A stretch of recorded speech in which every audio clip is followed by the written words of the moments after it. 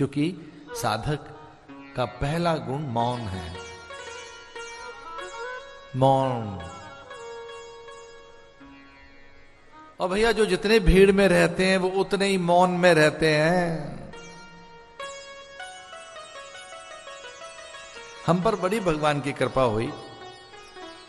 हम उत्तरकाशी चले गए कुछ दिन के लिए, एकांत में पहाड़ पर चले गए।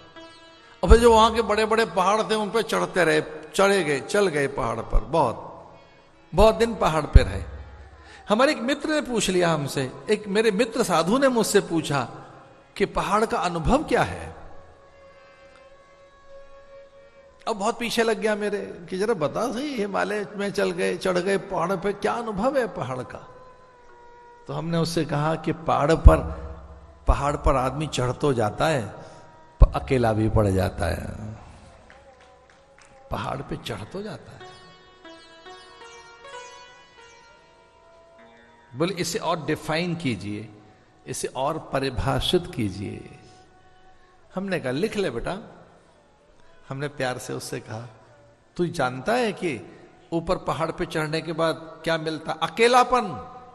वो चिंतन का पहाड़ हो, ज्ञान का पहाड़ हो, प्रसिद्धि का पहाड़ हो, या बहुत अधिक ऐश्वर्य का पहाड़ हो, आदमी अकेला पड़ जाता है। बहुत अकेला, बहुत अकेला। बड़े होने का अर्थ भी कुछ और है, बड़े होने के दर्द भी बड़े हैं भैया, बड़े होने के आनंद भी बड़ा है, सुख भी बड़ा है। बड़े होने का बड़प्पन के साथ साथ वो बाई डिफॉल्ट बड़ा दुख भी मिलता है। ये नहीं होगा कि आप बड़े तो हो गए और दुख छोटा मिले। तो बड़े होने के बाद बड़े सम्मान को संभालने के लिए बड़ी युक्तियां करनी पड़ती हैं, बड़ी युक्तियां। बड़ा हो जाने के बाद आप बड़े दुख के लिए भी तैयार रहिए, बड़ी निंदा के लिए तैयार रहें।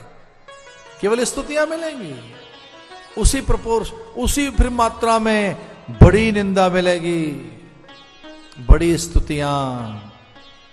बड़े हो गए। ये हमारा जो ये भाग्यनगर हैदराबाद है, ये गीत गजल संयोग से हमें कल एक अमेरिका से बहुत बड़े गजलकार आ गए मिलने के लिए। अमेरिका से आए वो हमको मिलने के लिए, बहुत बड़े गजलकार इस देश के और विदेश में, उनका बड़ा नाम है उस गजलकार का। कल हमको मिलने आए थे, वो कल थोड़ा सुनाया भी उन्होंने हमको। जहां हम ठहरे हैं थोड़ा गजल सुनाइए एक अच्छी सी।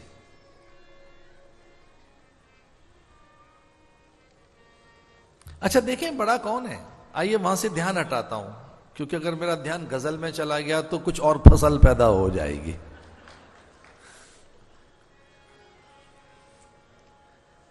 आइए थोड़ा सा आपका ध्यान लेके जाऊं, बड़े होने का अर्थ क्या है। ये सूरज देखो कितना बड़ा है। इस पर कुछ पंक्तियों को समझिए, कुछ अलग तरह की पंक्तियां हैं। और हिंदी में गजल कैसे लिखी जा सकती है, इस पे ध्यान चाहिए आपका। अब देख लिया ना सूरज बनकर, जो बहुत बड़े हो जाते हैं, बहुत बड़े हो जाते हैं। महाराज जी अब ये देख लिया ना सूरज बनकर, अब सूरज की तरह जलाकर, अब सूरज की तरह तपाकर, अब सूरज की तरह जलाकर। सूरज तो बन जाता है आदमी, पर तपना भी तो पड़ता है ना। चुल्लू भर मिलेगा अर्घ, और सारे तो देंगे नहीं। चुल्लू भर मिलेगा पानी, सब तो देंगे नहीं। इतने से हैं, चुल्लू भर पानी मिलेगा बस, सब तो देंगे नहीं। सबको देना भी नहीं आता। क्योंकि दर्द लिए फिरते हैं तो दर्द देंगे, घृणा लिए फिरते हैं तो घृणा देंगे, ईर्ष्या लिए फिरते हैं ईर्ष्या देंगे, क्योंकि खुद तनाव में तो तनाव देंगे। अब देख लिया ना सूरज बनकर, सूरज की तरह जलाकर, सूरज की तरह तपाकर। अब पूछा सूरज से हमने ये क्या हाल है, तो उन्होंने कहा मैं तो प्रकाश और आनंद पैदा करता हूं, और अगर मैं जल भी रहा हूं तो भले ही जलता रहूं, पर दूसरों को तो प्रकाश मिले, दूसरों को तो उजाला मिले। तो जो उजाला बांटते फिरते हैं वो सूरज हो या भैया नन्ना सा दिया, जलना पड़ता है उजाला बांटने के लिए। जो उजाले का सौगात लिए फिरते हैं, जो उजाला प्रसाद में लिए फिरते हैं, जो उजाले की ही प्रकृति में जीते हैं, जलना पड़ता है।